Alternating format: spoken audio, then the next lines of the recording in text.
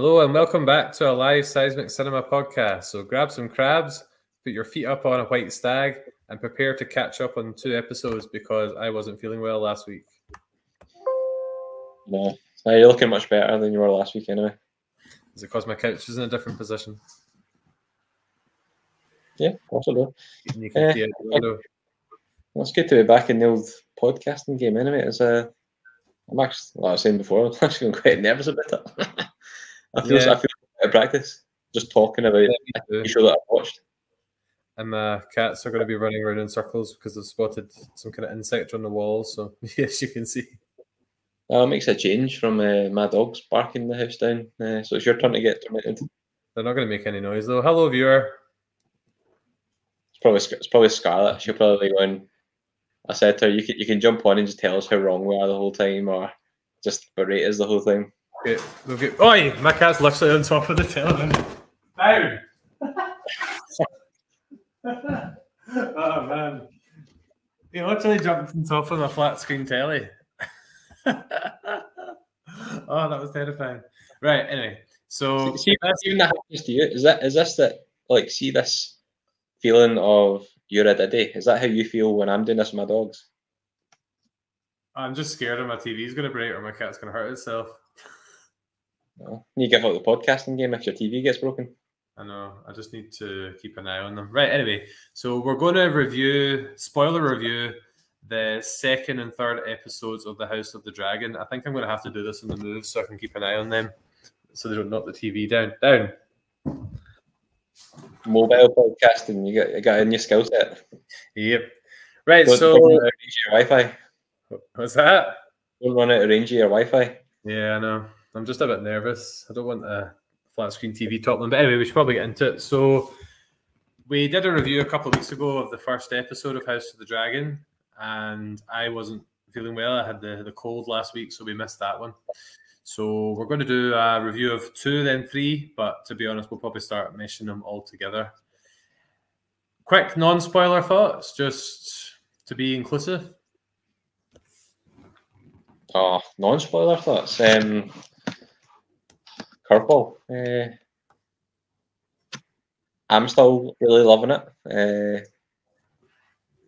It's not as action-packed as I thought it was going to be. So, like, I thought there was going to be more action sporadically through it, but it just seems to be like one main bit kind of per episode. But overall, I'm enjoying the kind of the political games as always.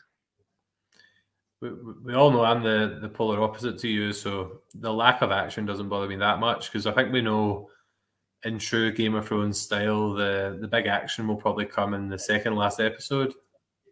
Yeah, probably. Just keep me watching till then.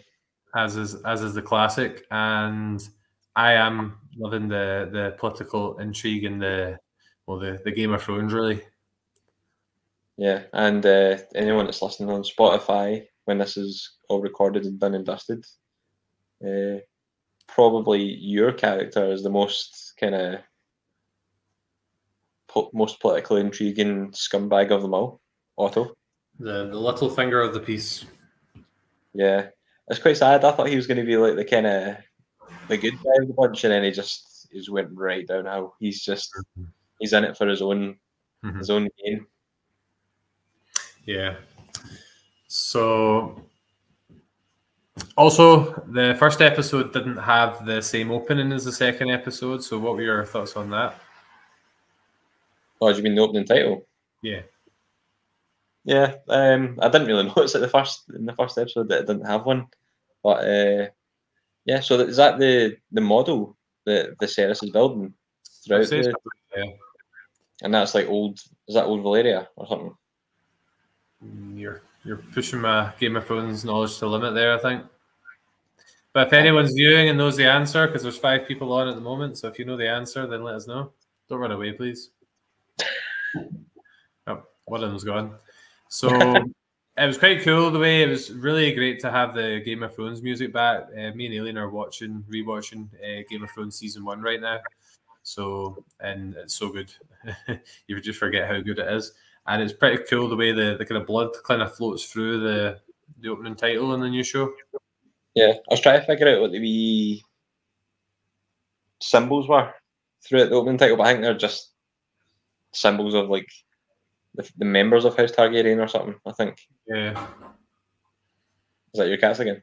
Yeah, so I'll just keep an eye on them. So, yeah, we get bored quickly of non-spoiler thoughts, so we can get right into the spoilers, and we'll start with episode 2. We're not going to fall into previous traps, Paul. We swore we're not going to go beat by beat through every episode. A, because I can't remember it, and B, because that was our worst ever episode, wasn't it?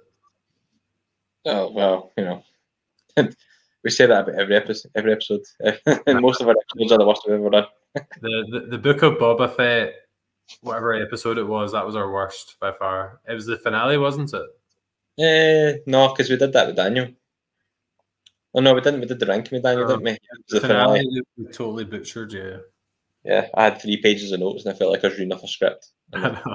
Terrible. I did so much preparation. Well, let's get into this. Let's not get hemmed down by that.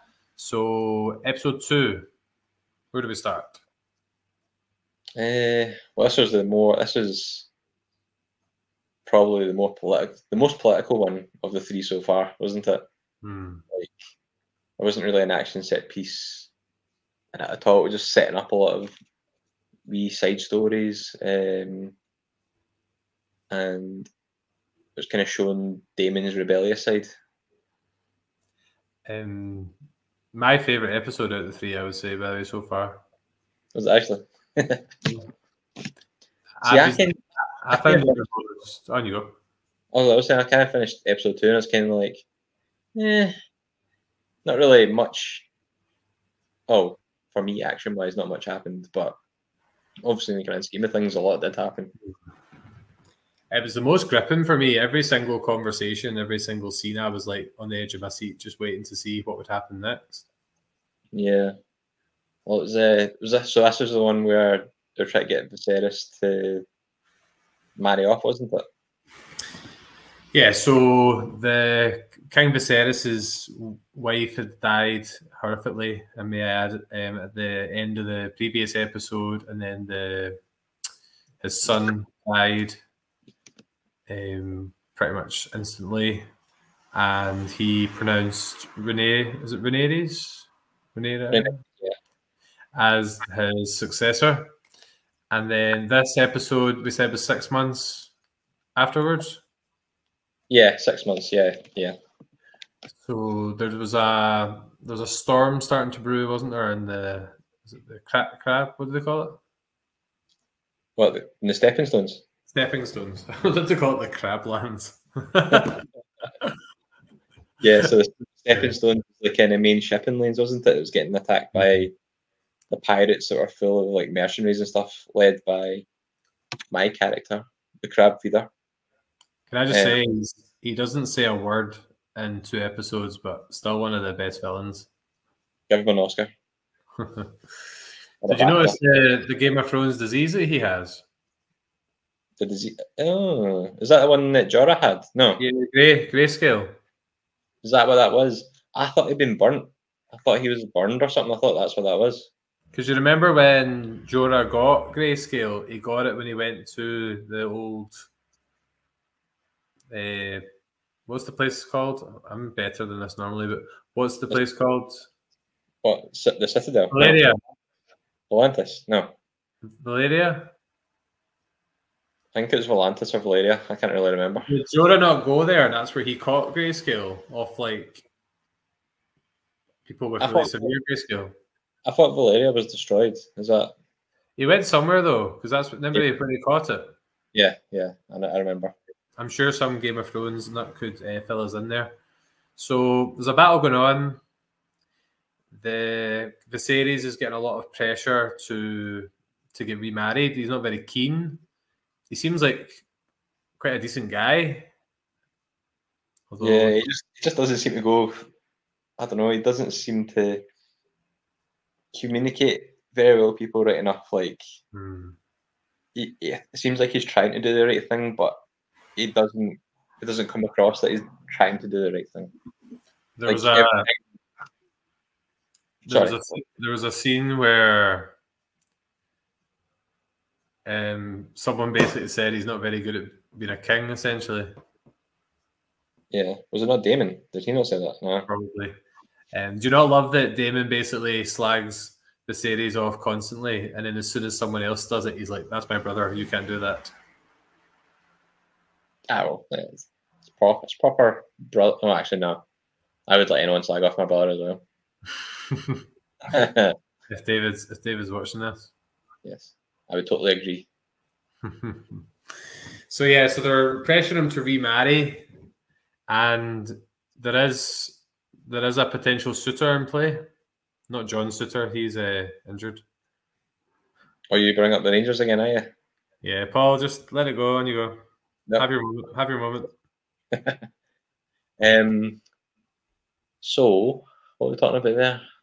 So he's got a potential marriage proposal, not proposal, like possible wedding to be arranged. Yeah, it's super uncomfortable, isn't it?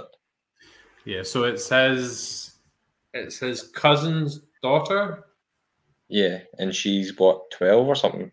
Yeah, the way they like revealed that was quite well done though, because it was like a long shot of the gardens and he's like out a walk with her. Yeah, it's just so weird. I was watching it, I was just going, ugh, this is weird. Even for Game of Thrones, this is weird. I know. But it seems like in the Game of Thrones, well, I would say it was like accepted in the Game of Thrones world, but obviously Viserys still didn't really feel comfortable with it. There was not a line where he just went, "She's 12" or something like that. Yeah. Instead, he upgraded to, was it Alison, who's 15? Yeah, so I saw. I know it's probably quite obvious to everyone watching, but I saw that coming from like the first episode where she was sent to talk to him. Oh yeah, that was definitely coming, because your bloody dirty character Otto scheming. He's winning the Game of Thrones at the moment. Yeah. Do you not think though there was like a genuine, quite kind of heartfelt connection between them? Like it was total friendship vibes, but they did seem to quite get on quite well. Yeah, I don't know. Like, I don't know if it was just maybe an act just to get in his good graces. Like, I don't know where she's playing a really good game as well. Yeah, because she seems quite content in episode 3 once things develop a bit further. Because like Paddy Considine, his hairline is awful. I think that's good. The Viserys, he's probably, well, the nice people in Game of Thrones don't tend to last very long, but he's probably not long for the world, we could say. Yeah, because he's got bits and pieces falling off him. Yeah, I didn't really notice them when they were happening because I'm not that observant, but in reviews I watched, I think he's like lacking some fingers in episode 3. Yeah, I didn't notice that. I seen the memes the next day and he was like missing his 2 fingers from there or something. I can't see my camera. I like those fingers. Yeah. And then I think there was somebody said there was a bit where the green screen didn't work or something, and he's got like green bits wrapped around his fingers that are meant to be missing. Yeah. You see him. But yeah, so there's that, and Rhaenyra gets named as the next heir, like you were saying, which is quite a big deal because I don't think anyone's really accepting of her because she's a woman basically. And so then it goes. So then everyone's hoping for him to get married and have a new male heir. And I feel like pretty much all the animosity that becomes between like Viserys and Rhaenyra, like I feel it's unnecessary because like Viserys should be like reassuring her all the time that she's not going to get replaced. But it seems like years go by and they don't talk, and just tell her that she's not getting replaced. They're not very good at communicating, which is quite obvious.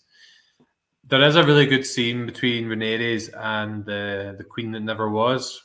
They had quite a good discussion when Viserys was out on his play date. Display date. Aye. Display date. So she was basically talking about how she felt, how she wasn't allowed to be queen, and basically saying no one will ever accept Rhaenyra, or I'm probably saying her name wrong if I'm honest.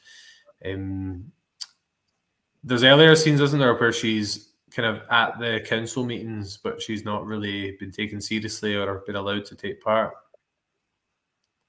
Who? Or Rhaenyra? Yeah. Or Rhaenyra. Aye. We lassie. Yes. Can we edit that bit out?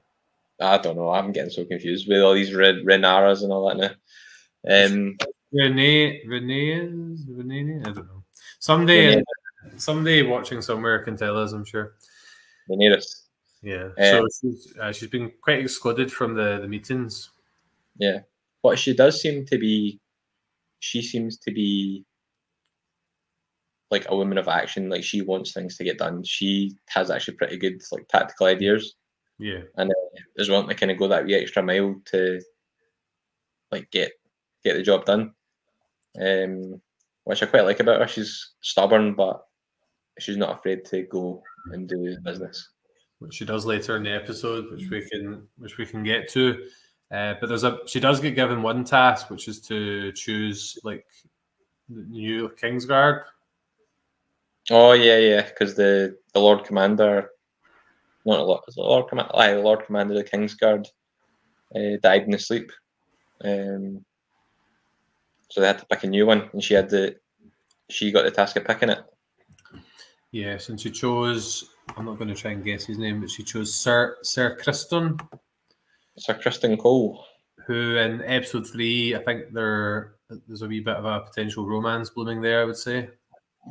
Yeah, well, I think they kind of set that up in the first episode, didn't they? Because he was jousting, and he got a favour off of Rhaenyra. You kind of wreath. Yeah, and it seems he seems too nice for the world, so he's probably going as well.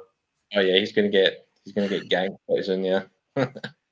So that's all happening. The main bit of this episode is the Daemon, who is portrayed magnificently.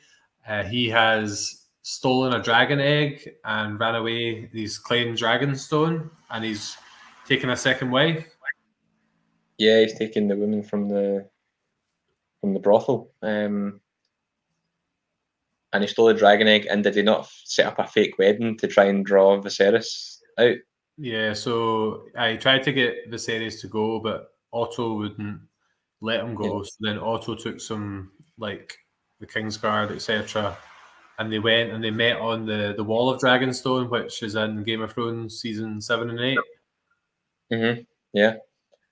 So they have a wee head-on confrontation, and I'm actually quite surprised. I didn't think Otto would go. I thought Otto would be too much into self-preservation to even think about going there, because like they obviously know that he's got a dragon.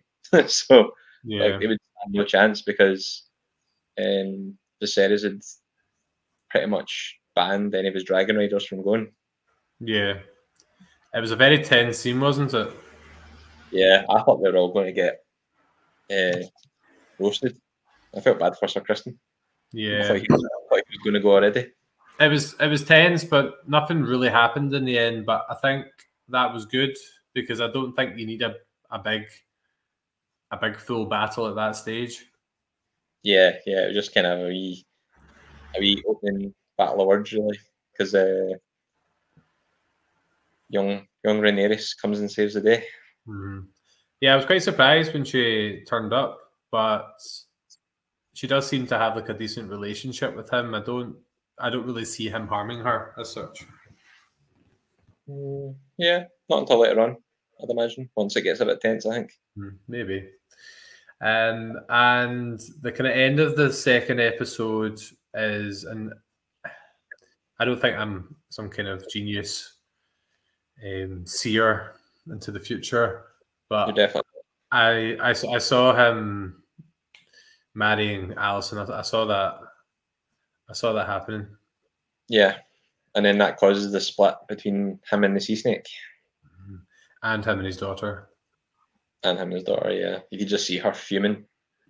Do you know, I think all the problems in this episode could have been solved just by actually communicating. See if he just said, well, see if he like told her he was going to marry her best friend, which is really weird to think about. That's like, yeah, I'm not going to give an example from us, but that'd be like you marrying my mum or something.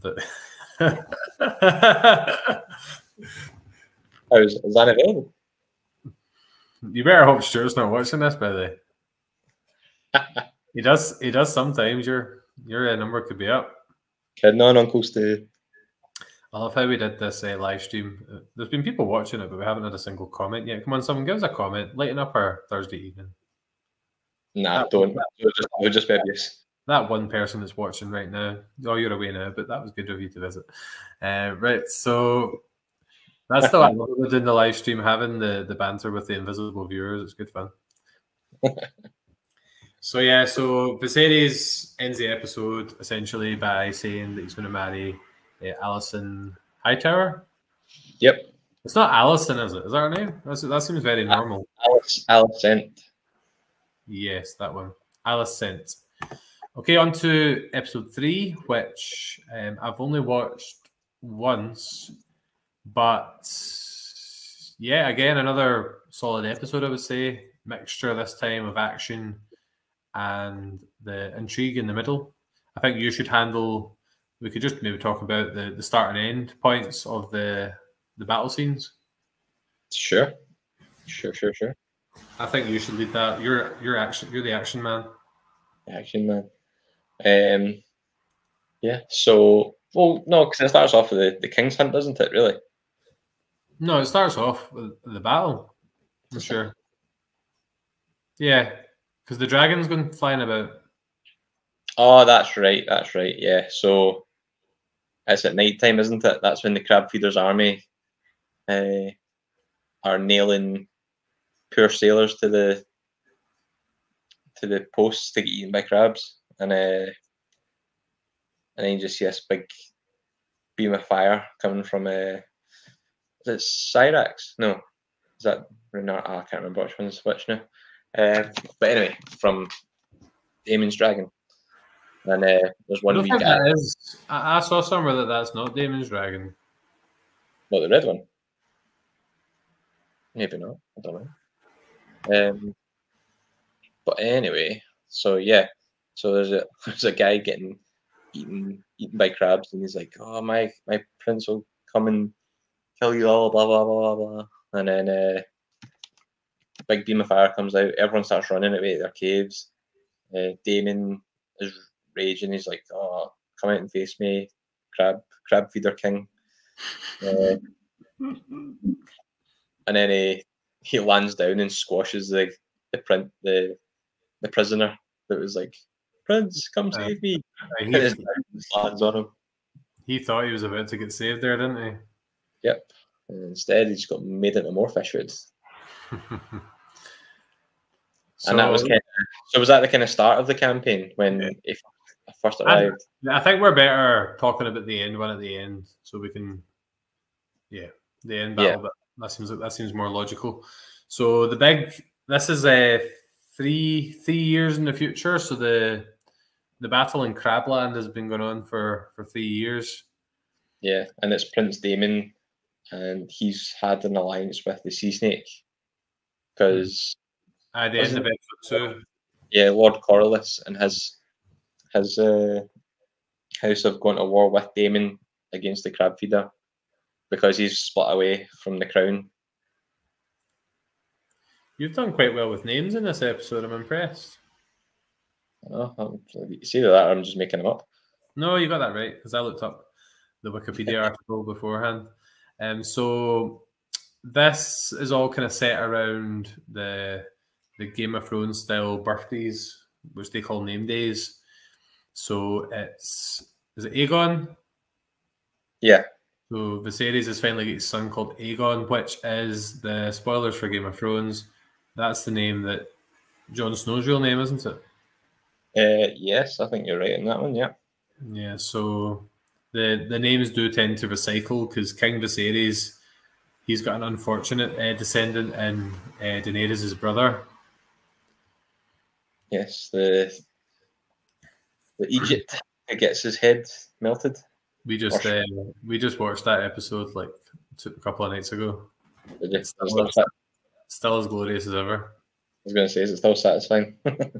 I'm really interested to see one of our Twitter friends, I can't remember what the channel was, that there's a House of the Dragon spoiler in Game of Thrones season 3 or something. Oh, it was Cody from Dungeons and Podcasts. Yeah, so I don't want to know what it is, but I hope to look back on it one day. Yeah, it'd be quite good to go back and see the kind of similarities and see, because they do talk about the Targaryen kind of house a lot, but you never really take notice of it because, like, when you're watching Game of Thrones the first time, because you never thought you were going to go back to it. Rewatching Game of Thrones is brilliant though, because see when you know all the names, and when you're first watching it, there's so many characters that it's kind of hard to keep track. But when you're rewatching it, you recognize all the names, and it does add those kind of extra layers to it. Yeah, I've been watching like the reels you get on Facebook. Mm-hmm. I've been watching them like most of them, like Game of Thrones stuff, and it's just like wee clips of Tyrion absolutely ripping into everybody. He gets like the best lines, and he just owns it. It's so good. It's so good.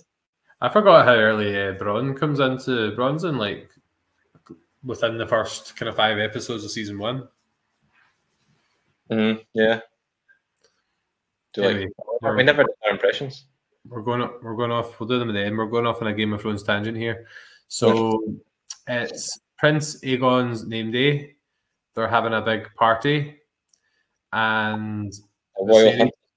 Yes, and hunts and subsequent boars. They are not the best thing you want to come across in Westeros. Yes, the big king killer pigs. Yeah, so they're meant to be going out to hunt. There's a white boar they were looking for. A white stag. They found the trail of a white stag. Mm-hmm. I think they just go out and try and find anything, but they've came across the trail of a white stag. Yeah, and they ultimately don't find it because the series goes out and tries to take out some kind of creature, but Renee is whatever her name is, she finds it later on. Yeah, so the king's huntsmen, they find just a normal stag. Yeah, by the way, see that stag, even though it's CGI, I felt so bad for that stag. Mm-hmm. Yeah, I hate I'm seeing when Scarlett was watching it, she was like, "Is this stag going to get killed?" So we paused it. And she's like, "Right, okay, I'm going to go downstairs. Just tell me when it's over." And I watched it. And I felt like you do feel I don't know. I feel kind of bad watching it. It's like when the start of Game of Thrones, the mountain just takes out a horse for no reason. Yeah. It's like I felt bad for the CGI stag. I'm just getting soft in my old age. So basically, Renee we'll sort her name out for the next one we do. She basically runs away in a huff because she's sick of her dad giving the baby all the attention. And trying to marry her off as well to creepy Lannisters. So it was good in a weird way to see a Lannister, wasn't it? Yeah. And what is it with the Lannisters and twins? He's a twin as well. So I think he's up to mischief for his twin. Yeah, because I think we see his twin in the previous episode. Oh, I thought I seen him earlier in the episode. I didn't realize it was because his twin's got slightly shorter hair, and he was saying to King Viserys about sending reinforcements to Stones. So Renee is getting annoyed at the kind of marriage proposals because apparently there's been loads of marriage proposals that keep getting thrown towards Viserys, but obviously he's trying to find the kind of tactical advantage, and the Lannisters are obviously very rich and they have the high ground essentially with their property. Yeah. Casterly Rock, but yeah, she did the right thing. It was just creepy the way an old guy is just talking to this wee girl, like, you know, could be my wife, blah blah blah blah blah, and it's just like, ugh. Well, the characters in Game of Thrones are really aged up. Like Daenerys is only meant to be like 13, 14. I think Jon Snow is only meant to be like 16. No, 14. So the hard paper end up at the wall. yeah. So there's a lot going on at the party. Alison's pregnant again, by the looks of it as well. She is, yes. And all the women are gossiping, and everyone's expecting the young Aegon to be named as heir. Mm-hmm. They're just expecting it, aren't they? One of the older ladies that's in that kind of conversation, she's apparently like a predecessor to, what's her name? Tyrell, Olenna. Yeah, okay. One of the ladies she was talking to. So yeah, apart from the action scenes at the start and end, this one was a lot more about the kind of the plotting. But Rhaenyra runs away. She arrives back in quite a dramatic way as well. Yeah, because so her and Sir Criston, Sir Criston chases after her when she leaves, and they end up spending the night out in the woods. And yeah, that's when the boar attacks Sir Criston, and together they take down the boar, and they go back into camp, and she looks like a total badass because she's like covered in blood, just walking in like nothing's happened. She got a wee bit carried away, didn't she? Yeah, I'd be mad. I'm trying to nap, and a pig just comes out and taking all their frustrations out. So for anyone, we've got a couple of viewers at the moment. We'd love to hear people's views on House of the Dragon. We're nearing the end of our review of episode 3, so we'd love to hear your thoughts and any predictions for the future and any random book knowledge that people have. I'd love to read the book that this is based on, but I'd be too scared of spoilers right now, so I think I'll wait till like the show's done, probably. Maybe check it out. Yeah, I would read it, but you can't read, right? I'll tell you what happens. Aye, that's what happens. Aye, that'd be good.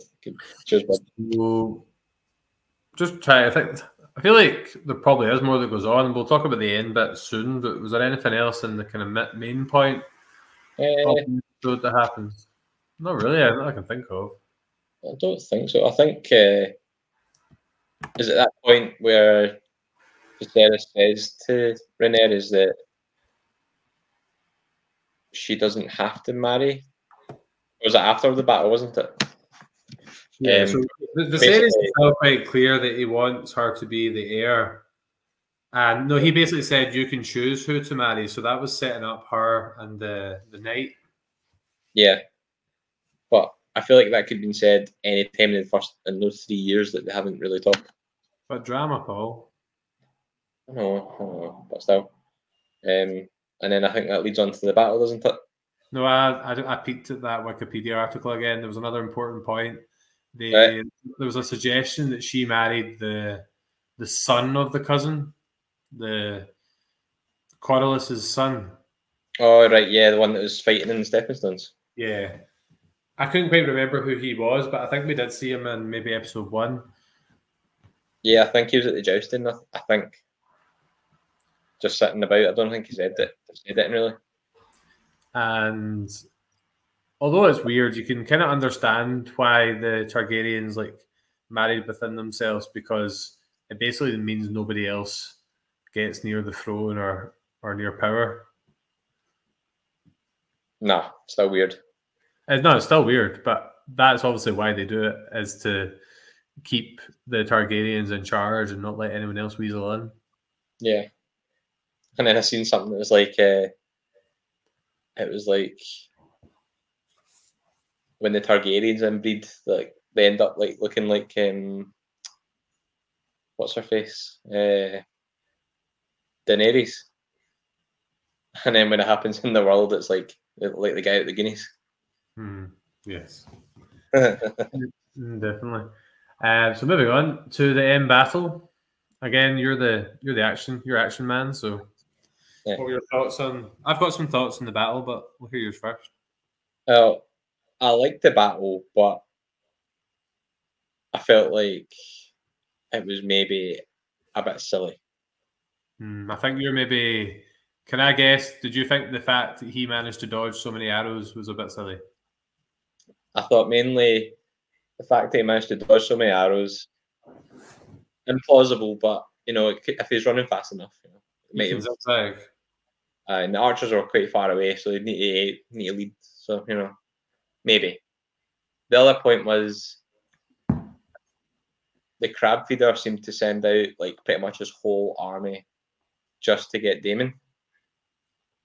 Like they're all hiding in the cave safe, and then when Daemon was hiding, they sent out like everybody, which I thought was a bit weird. Like you'd send out a portion of your guys. You wouldn't send out everybody. Mm-hmm. And then the other point was when the dragon appears, surely your archers would scatter like immediately. But the archers stayed where they were on the hilltop, and the dragon came around and got them as well after getting the guys in the ground. But basically, so all that comes about is because this war's been raging on for 3 years, and was Alicent convinced Viserys to send some of the Targaryen army to help him? I was going to say that there. He ultimately does decide. He was originally not going to because he thought it would show a lack of power, but he decides to send reinforcements. But that's what basically makes Daemon be like, "No, I don't want your help," and he just goes and does it himself. Yeah, is it right that he doesn't say it in this whole episode?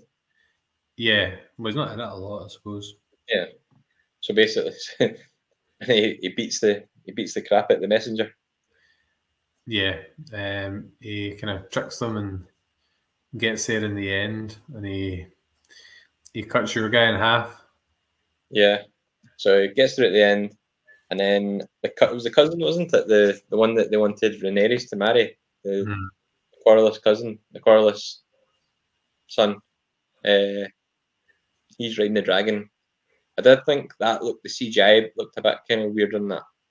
Him riding it, but yeah. So Daemon, because they're talking about it in a plan beforehand that they need to send somebody out to bait the crab feeder out, and then Daemon just rolls out, pretends he's surrendering, and then he cuts through a few guys, starts making a beeline for the crab feeder.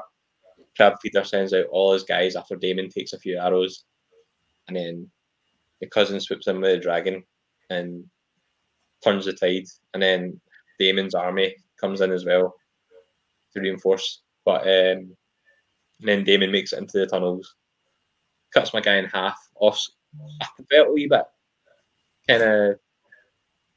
cheated that you didn't see him fight the crab feeder. See, every time you say crab feeder, I keep thinking of like a bird feeder you'd have in the garden.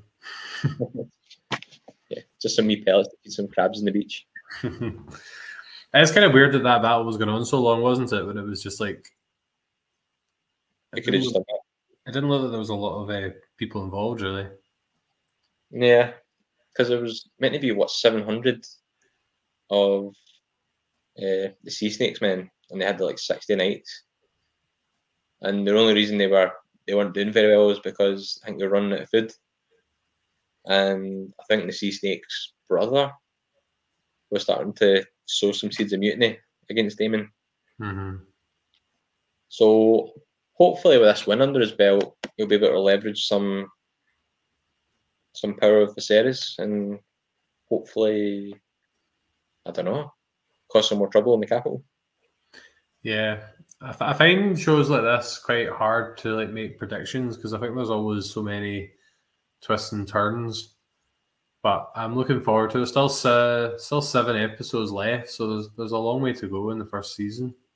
Yeah, and like you're saying, was it you were saying about there's a lot of time skips coming up as well?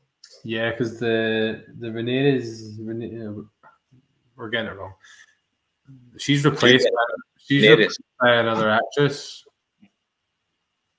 See, I don't want that to happen because I quite like the cast as it is now. I like all the cast. I think they've done a really good job just with this show. in general. There's not a lot. Like, I thought Damon managing to dodge so many arrows was a wee bit unrealistic, but I suppose he did get hit by a couple as well. So yeah, there was that. I think like when it comes to like arrows like that, like nobody's that accurate. Like it's all you hoping to get like a big army. Katniss So if Everdeen. you try to hit one man that's running at speed, then it'd probably be pretty hard. Katniss Everdeen. She had the she had futuristic arrows. Well, I think that's us covered the 2 episodes now. It was a shame we couldn't do this last week, but I literally could barely speak the same last week. So Yeah. it's probably for the best to have a little rest and get reinvigorated again. Yeah. So see, like you're talking about predictions, do you have any that you think are going to happen? Like, is there anything that you want to happen at least? I don't want it to happen, but the series is clearly going to die in the near future, you would say. How many bits and pieces do you think are going to fall off? All of them. All of them. And is it because he cut himself on the throne? Was that Hugo? Is it because he's cut himself on the throne that he's not worthy of the throne? That I don't know if he's not worthy of the throne, but I think the throne is just dangerous in general because it's a different type of. It's very different to the game. There's a lot more swords involved, isn't there, in this one? Yeah, I think it was said in Game of Thrones. I think somebody said it in passing or something about the throne. You need to watch the throne because if you're not worthy, it'll cut you or something. I don't know if that was just like a myth or something. I don't know. Yeah, they have that. So I think eventually, I don't know how it will happen, but I think Aegon will be announced as the heir, or maybe when he's older and he realizes he should be there. Maybe there's, do you know what I mean? Maybe there's an older actor that plays Aegon. Yeah, I wonder if like Alison's having another baby, and like obviously this time skip's going to happen. I don't know how far along it's going to go, but maybe this other baby's going to have some sort of big impact as well. Yeah. See, the people that know the Game of Thrones lore and all that, they'll probably watch this going like, these guys have not a clue what they're talking about. The people who know what they're talking about won't be watching. True. Yeah. So yeah, I'm looking forward to seeing where it goes, and we've got a wee watch coming up. We're going to check out Rogue One again ahead of Andor, aren't we? Yes, I'm looking forward to that. I'll probably need to do it solo though because the missus hates Rogue One. She says it's her worst Star Wars movie, and it makes me sad beyond belief. I know how much you love it. It's in our Star Wars movie ranking if you want to check that one out. We don't know where to put the things yet. We've got an intro now sometimes, but it's good to do that. When it's not copyright. Yes. So yeah, we're not going to make too many bold promises for when videos are coming out at the moment. We're having a wee bit of a tactical rethink about the channel, aren't we? Just in terms of where we want to go. So this one's live. It'll be available for people to check out. But hopefully we'll get a few more new stuff coming up in the near future. Yep. So hopefully next time around, if we're ever doing this live, we will maybe have some beneficial changes or something different. Yes, we'll be sharing some ideas once I've actually shared some ideas with Paul and see what he says. Yeah. So Paul, do you have any of your podcast shout-outs? Want to give a shout-out to any of our friends of the channel? No, I hate everyone. You hate everyone. You don't have to do that many, but do you have any you'd like to just give a wee shout-out to? Well, I've been listening to quite a few this week. The one I listened to most recently, I think you'd probably really enjoy it actually. It was the Moisture Farm Report. They did one. I listened to some of their stuff, yeah. Well, I've actually listened to their last 3. They did one on I'm probably going to butcher his name, Sidon Ithano. The name sounds familiar, yeah. Looking at the red pirate that's in The Force Awakens that Finn goes to get a ride off of when he's trying to bug out from Maz's castle. Okay. So it's kind of his whole backstory. And it's actually really pretty interesting. We'll check it out. They did that. They did a General Veer's What If episode. Yeah. After the Battle of Hoth. That was really good.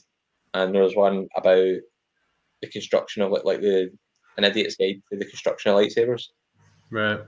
I think that one would be right up your alley. So the Moisture Farm Report are really good at the minute. Really enjoying their season 3 episodes. And I've been listening to Cold Callers as well. They're a couple of guys from London, and they just do like a kind of comedy show, and they have like wee segments. They do like wee quizzes, and I don't think they're doing like any new material at the moment for that show, but they also do like a Hard Day's Hardest Hats, and it's like they do impressions of Tom Hardy, the actor. Right. Okay. And put him in different like TV shows and stuff, and like he has conversations with different people in TV shows, and they did all the impressions and that, so it's quite good. I do know who Tom Hardy is, really. I don't know. You might follow the wrestler. So they're probably the two main ones that I've been listening to just now. So give a shout out to them because they're pretty damn good. I need to get back into checking out the podcast. I've been very busy with trying to buy a house amongst other things recently. So get back into it. The things are calming down a bit. Yeah, you just had a lot of time watching football, watching 4 goals past your team and that. Blah, blah, blah. Who are Martin playing in Europe this season?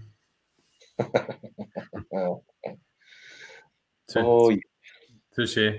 I'd just like to give a wee shout out to our friend Ryan from Thoughts About Star Wars. I saw him pop up on our Twitter timeline today, so it was good to see your name, and it'd be good to have you on at some point. And we hope you're keeping well. Yeah, hope he actually gets back into it at some point because I really enjoyed his show. I know it's been a pretty tough year for him, but he did have some good content and just a really good, easygoing show. Yeah, it seems like whenever we guest on a show, they slow down a bit or cancel not long after. So I'm trying to avoid that. Yeah.